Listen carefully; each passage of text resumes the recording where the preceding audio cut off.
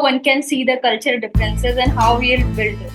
Basically, that can lead to misunderstanding, conflicts, and it also reduces productivity. However, these differences can also be a source of innovation and strength and bringing diverse perspective to problem solving. The key is awareness of these differences and the ability to adopt. Hello everyone, I hope you all are doing well. Welcome to the HR Unscripted, and today we are tackling cultural differences in the workplace. Here, this is your Deepika, HR partner at Nirvana. So today I'll be talking about just a practical insights that how one can see the cultural differences and how we'll build those. Because I'm not giving you the definition of the culture diversity that you already know. So let's deep dive in. So culture differences in the workplace are inevitable because we all are working globally with a different set of cultures, with the different sets of people, and within the different countries. So basically, that can lead to misunderstanding, conflicts, and it also reduces productivity if it's not managed properly. So, for instances, let's suppose what one culture sees as a respectful silence, but another might interpret as a lack of engagement. However, these differences can also be a source of innovation and strength and bringing diverse perspective to problem solving. And basically, in a nutshell, if I say the key is awareness of these differences and the ability to adopt, like how you are adopting with all the culture differences that you have and how you are adapting to the situations.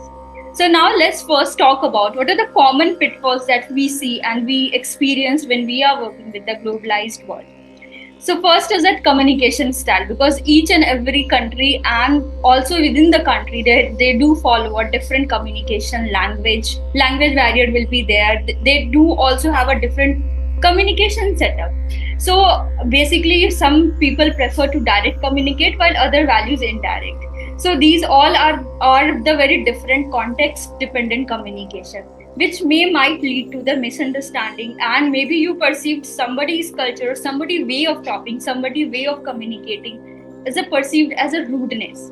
So this is one of the common pitfalls that we do have when we are working in a culture diversity workplaces. And then the second thing is about decision making process. In some culture, decisions are made by consensus, while other it's somehow like top down process. But definitely what happens when we do have these cultural differences, we definitely do have a frustration and irritation in the mixed team, because every team has their own processes to build, right? And then another common problem with that is that attitude towards time, because we do already have, when we are working globally, we do have a different set of timeline, right? We do have a different time frame to work on, and most important things that affect as an organization as the attitudes towards the time. Basically, if we use that, let's suppose I'm in India, somebody is here, we do have a 2.5 hour of a difference, right? They are ahead of us, we are behind of them. So these are the one common issues that we do follow. But the major concern about is that what is our attitude towards time? Like, are we taking those cultures value as a flexible? Are we flexible in that? Because it might be like some companies would like to be very strict about it. Some company might like to be very unbending about it. Because these all can affect your punctuality and deadline of your projects. And that's where why it is also one of the raising concern when you are managing a global workforce. Then the last and the most important is the hierarchy, because we do have a different set of norms and the values when we are working in a team. And definitely that all, like, let's suppose some team and some work organization has a flat organizational structures common, and in some culture can clash with expectation of like clear authority lies in the others. So now let's talk about that how HR can build a culture, a global workplace that can help teams.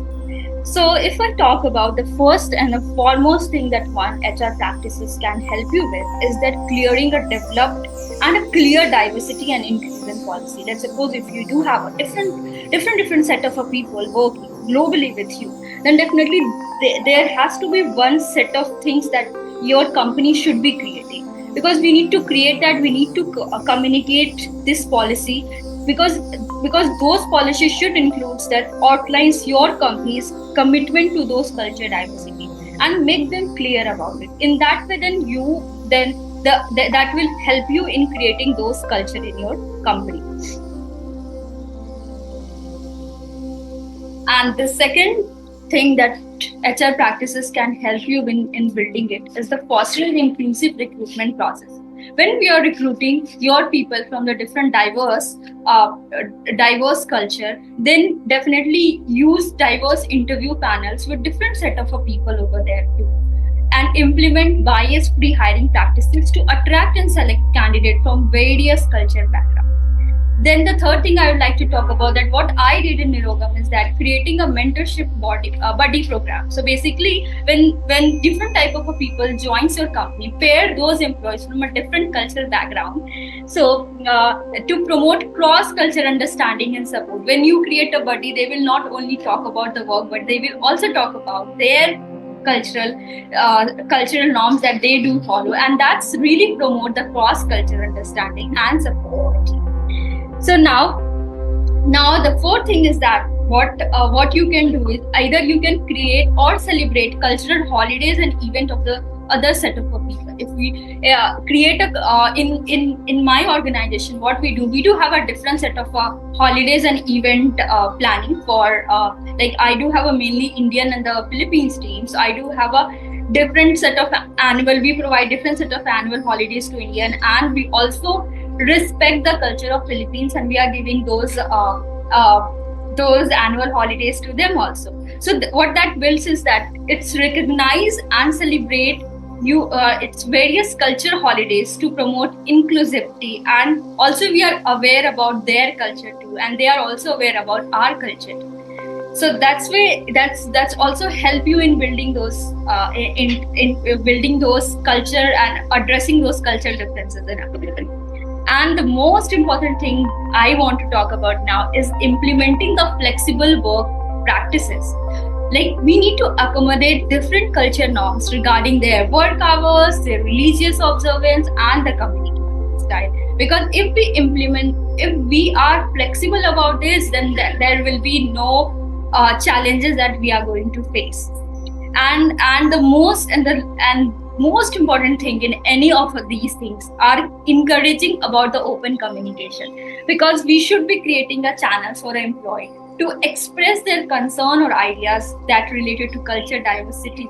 Because if they are open to share, then an organization also it's easy to also understand their values and the norms.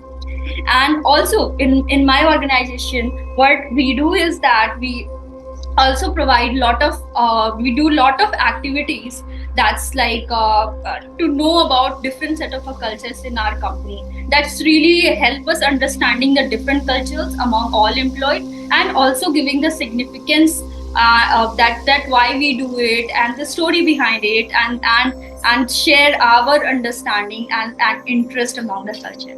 So these are some of the common HR practices that you can do in your organization to improve that culture to differences that's happening in your workplace, and to build a really good cultural diversity. So now I will talk about the quick practical solution to help you deal with those culture differences. And that's sort of my practical tips. You can also add on your tips that what you are doing in your organization to also give me some of the ideas.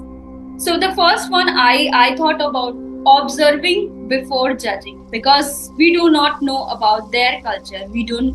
So first and foremost thing is to observe about them, because we need to take time to understand that why people act that way before even making an assumption, oh, this happened and that happened, because that also gives them a flexibility to know about us, and also we are making our decision informed.